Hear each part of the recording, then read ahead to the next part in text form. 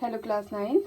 कल हमने एक नया चैप्टर स्टार्ट किया था त्रिभुज, जिसके बारे में मैंने त्रिभुज के बारे में बताया था और सर्वांग समता के बारे में बताया था। अब उसी से रिलेटेड आपकी एक्सरसाइज है 7.1, जिसमें फर्स्ट क्वेश्चन का है एक चतुर्भुज दिया है आपको ABCD, जिसमें AC और AD आपस में क्या है, बराबर हैं और रेखाखंड जो AB है वो कोण A को समद्विभाजित करता है। नाम से ही पता चल रहा है, सम मीन्स समान, द्वि मीन्स दो, भाजित दो समान भागों में विभाजित करता है। दर्शाइए कि त्रिभुज ABC और त्रिभुज ABD सर्वांग सम है। BC और BD के बारे में आप क्या कह सकते हैं? तो कल हमने सर्वांग समता के बारे में पढ़ा था और मैंने उसमें एक कंडीशन भी बताई थी, अगर त्रिभुज सर्वांग सम होते हैं तो उनकी संगत मापें आपस में क्या हो जाती हैं, बराबर हो जाती है। तो हमने त्रिभुज को सर्वांग सम करना है। सबसे पहले जो क्वेश्चन में हमें दिया है वही लिखेंगे। दिया है एक चतुर्भुज ABCD जिसमें भुजा AC बराबर AD है। रेखाखंड AB कोण A को समद्विभाजित करता है। सिद्ध जो करना है वो लिख लिया। अब हम प्रूफ कर रहे हैं, तो इसमें देखिए आपसे क्या कहा था, जो AB है वो कोण A को समद्विभाजित कर रही है, यानी कोण A को दो बराबर कोणों में विभाजित कर रही है। तो मैंने इसको सरल बनाने के लिए एंगल 1 और एंगल 2 ले लिए। तो ये AB है, कोण A को समद्विभाजित कर रही है, तो कोण 1 और कोण 2 आपस में क्या हो जाएंगे, बराबर। समीकरण 1। अब जो त्रिभुजों को सर्वांग सम लेना है उसको लीजिए, ABC और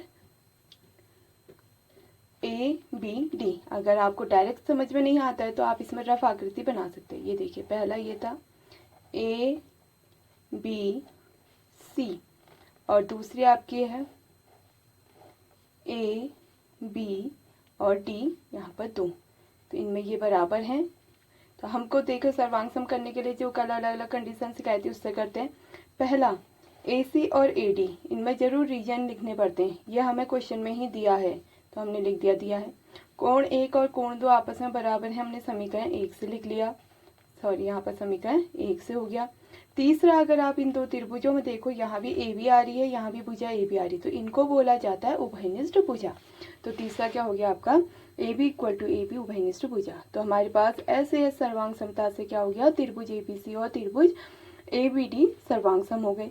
अब हमें पता है सर्वांग सम त्रिभुजों की संगत भुजाएं क्या होती है, समान होती है। तो BC, तो ये देखो जो भुजा बची थी आपकी BC और BD, ये भी आपस में क्या हो जाएंगी, बराबर। इसी में सेकंड क्वेश्चन है, ABCD एक चतुर्भुज है जिसमें AD और BC बराबर हैं और कोण DAB मीन्स वाला कोण CBA इसके बराबर है। तो आपको क्या दिखाना है इसमें, आपको इसमें सिद्ध करना है त्रिभुज ABD और त्रिभुज BAC, ये दो त्रिभुज आपको सर्वांग सम दिखाने हैं।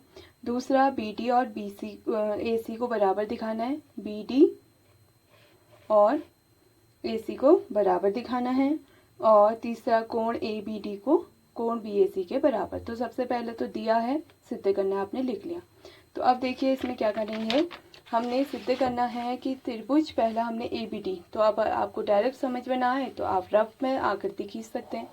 देखिए त्रिभुज ABD आपका ये है,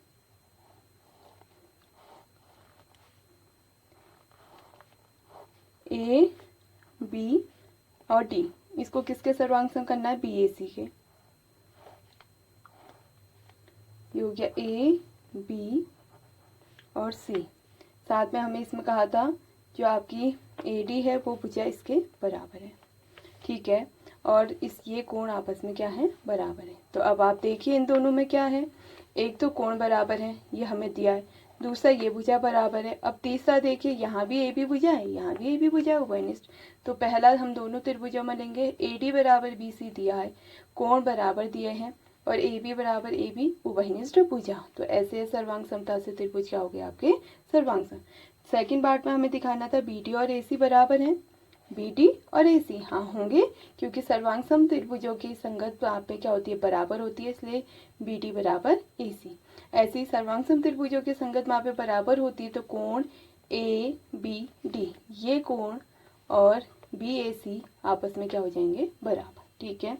इसी में फिर आपका है थर्ड क्वेश्चन, एक रेखाखंड AB और BC, दो बराबर लंब AB और AD तो एक रेखाखंड ए बी पर ए डी लंब और बी सी दो बराबर लंब है, यानी कि जो एक रेखाखंड ए बी है इसमें बी सी और ए डी लंब है, तो 90 डिग्री के कोण बने।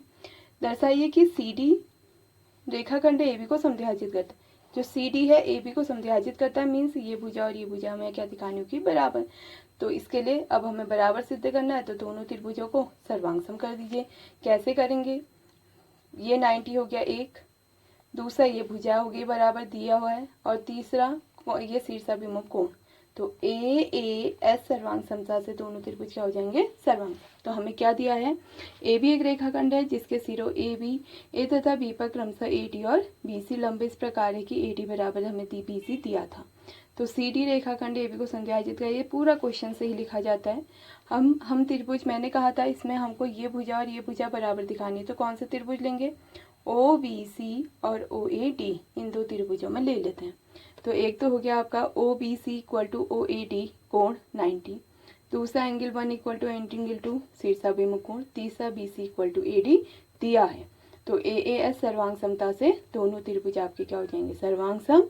त्रिभुज सर्वांग सम है तो उनकी संगत मापें क्या होंगी, आपस में बराबर। और तो हमने सिद्ध कर दिया ए डी रेखाखंड ए बी को समद्विभाजित करती है। इसी में फिर फोर्थ क्वेश्चन है जिसमें आपसे कहा है एल और एम दो समांतर रेखाएं हैं जिन्हें दो अन्य समांतर रेखाएं पी और क्यू बिंदु ए बी सी डी पर विभाजित प्रतिच्छेद करते हैं। हमें सिद्ध करना है ट्राइंगल ए बी सी सर्वांगसम ट्राइंगल सी डी ए। तो इसके लिए देखिए आपने 7th क्लास में 8th क्लास में एकांत अंतःकोण, 7th क्लास में आ जाते हैं एकांत अंतःकोण और संगत कोण के बारे में पढ़ा होगा। एकांत अंतःकोण हम कौन से लेते हैं, जब रेखाएं समांतर होती हैं और जेट की आकृति का रूप बनता है तो हम एकांत अंतःकोण लेते हैं। तो इसके लिए पहले तो जो क्वेश्चन में दिया था मैंने उसी से लिखा है, दो समांतर रेखाएं एल तथा एम जिनको अन्य दो समांतर रेखाएं पी तथा क्यू बिंदुओं ए बी सी डी पर प्रतिच्छेद करती है, रेखाखंड ए सी खींचा। जो सिद्ध करना है वो भी क्वेश्चन से लिखा। अब देखिए इसमें हमने क्या कहा, जो पी क्यू है ये पी और क्यू एक दूसरे के समांतर है, ए सी त्रियक रेखा है। तो अब देखिए जेट कैसे बन रहा है, इसमें ये रेखा पी है तो यहाँ से गए, ये गए और ये गए, इसके अंदर आपका ए और 1 और 4 एंगल आ रहा है। तो एंगल 1 इक्वल टू एंगल 4 एकांतर अंतःकोण, राइट। दूसरा हमने कहा एल और एम समांतर है, ए सी त्रियक रेखा, तो इसमें देखिए जेड, ये बना जेड, इसमें एक कोण 2 आ रहा है, इसमें आ रहा है एंगल 3, तो एंगल 2 और एंगल 3 भी बराबर हो गए, समीकरण 2 एकांतर अंतःकोण। ठीक है, तो अब हम जो त्रिभुज सर्वांग सम करने उन्हें लेते हैं त्रिभुज ए बी सी और त्रिभुज ए सी डी में।